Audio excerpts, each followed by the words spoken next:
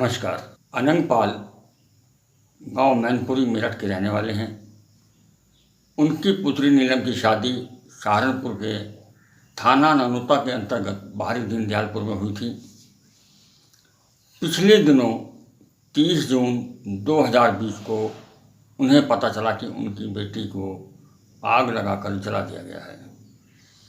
वो परिवार समेत सहारनपुर पहुंचे, जहां उनकी बेटी का इलाज चल रहा था। डॉक्टरों की सलाह के बाद वो अपनी बेटी को लेकर मेरठ चले गए।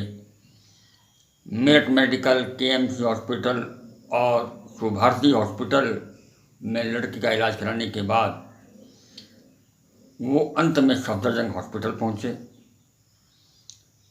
जहां लड़की की मौत हो गई।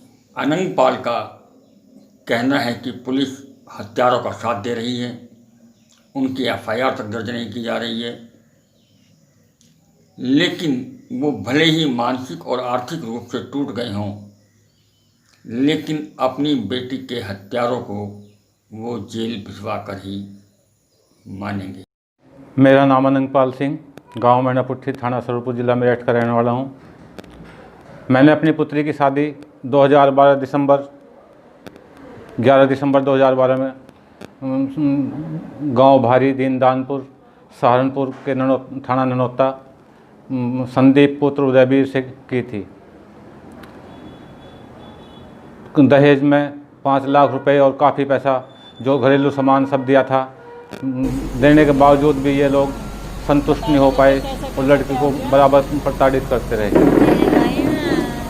कई दफ़े इन्होंने पहले भी प्रयास करा, घर से बाहर ही छोड़ के चले गए, लेकिन फिर जो है इन रिश्तेदार 2 आदमी समाज के इकट्ठे हो गए और हमने समझा बुझा के फिर भी ये ले गई। उसके बाद इन्होंने 30 जून को लड़की को मारपीट करी और जला दिया। मुझे मालूम हुआ, किसी ने अज्ञात नंबर से फ़ोन आया जो कि मेरे ध्यान नहीं है कि ऐसे लड़की को जला दिया है। हम कुछ आदमी, मैं, मेरा भाई, भतीजा और बेटा, हम गांव पहुंचे तो हमें पता लगा कि सहारनपुर हॉस्पिटल में है। तेरी सास सुन है। हमने वहां पर जाकर देखा तो लड़की तड़प रही थी, बुरा हाल था, काफ़ी जली हुई थी। हम उसे मेरठ केएमसी हॉस्पिटल ले गए, जहां तो जब 7 दिन तक काफ़ी पैसा लगा और लेकिन लड़की को कोई आराम नहीं महसूस हुआ। उसके बाद उन्होंने हम मेडिकल लेके गए। मेडिकल से उसकी तबीयत और ज़्यादा ख़राब हो गई। उन्होंने सफदरजंग के लिए लिखा, लेकिन तबीयत ख़राब होने के कारण हम शुभारती में एडमिट करना पड़ा। उसके बाद हम फिर शुभारती वालों ने सफदरजंग के लिए एडमिट कर दिया, रेफ़र कर दिया। सफदरजंग में 14 तारीख में उसकी डेथ हो गई। इन लोगों ने पहले भी कई दफ़े मेरे साथ में मुझे फ़ोन करा कि हमारा कुछ नहीं बिगाड़ सकता और दबाव बनाते रहे, लेकिन हम फिर उसके बाद हमने इस बीच में ही 2 तारीख में थाने में अपना भतीजा और बेटा भेजा, लेकिन पुलिस ने कोई एफआईआर दर्ज नहीं की, ना ही कोई तवज्जो दी। वे वापस आ गए। फिर उसके बाद 7 तारीख में फिर दोबारा दी, तो जब भी इन्होंने कोई तहरीर नहीं लिखी।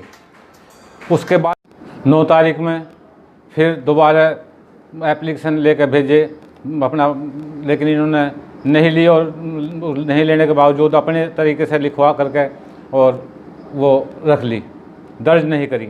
उसके बाद फिर 14 तारीख में जब लड़की की डेथ होगी, तब इन्होंने वहाँ से पोस्टमार्टम रुक गया। पोस्टमार्टम वालों ने हमारे से मांगा भाई जहाँ एफआईआर दर्ज करी है वो दो।